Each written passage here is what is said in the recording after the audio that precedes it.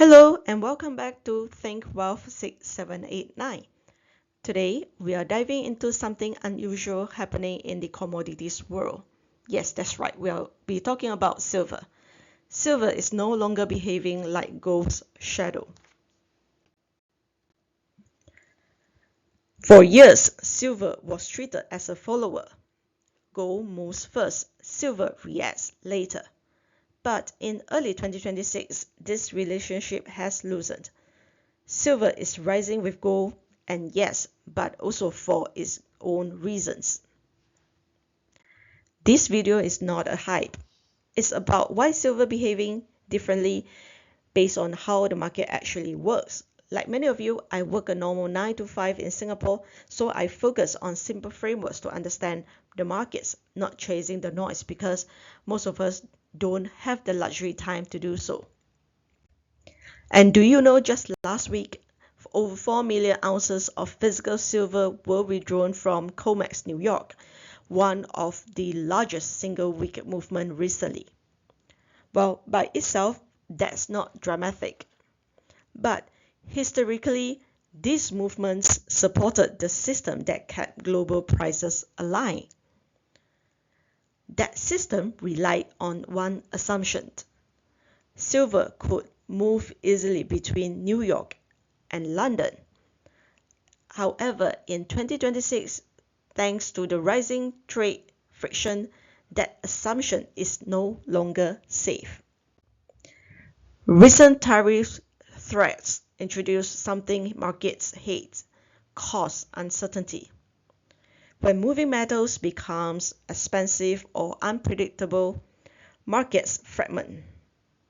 The same silver bar stops being part of one unified global system. Silver in New York is no longer perfectly interchangeable with silver in London. Arbitrage slows, and prices don't adjust as smoothly.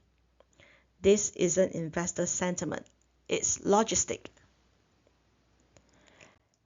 London is the world's main settlement hub, but much of its system relies on unallocated accounts, digital ownership, not a specific bar.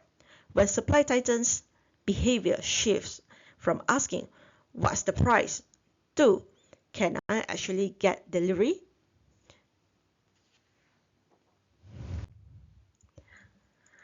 Large institutions hedge across regions. This works only if markets remain linked.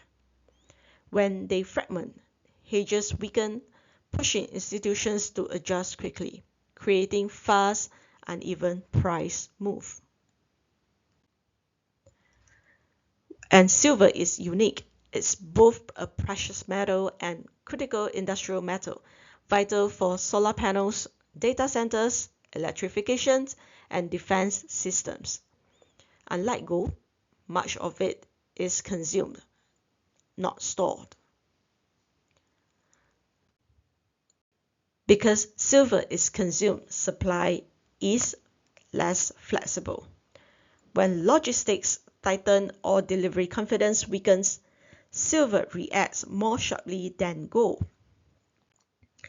Just yesterday, 20th of January 2026, silver hit new highs above $95 while gold passed $4,700. Analysts expect precious metal to stay elevated due to geopolitical risks, supply constraints, and pressure on fiat currencies.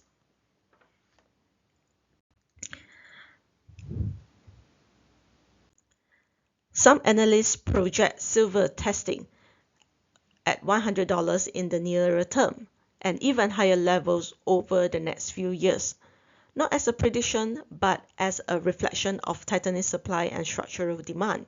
And we know that some of the central banks started to accumulate these precious metal bars.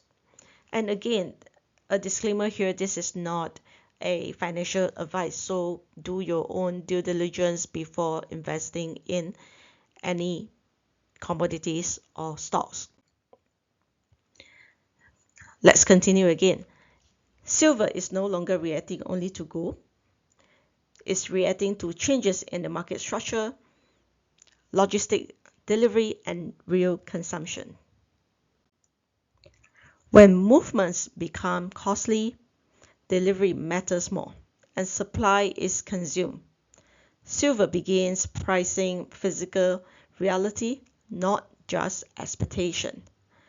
That's why this cycle feels different.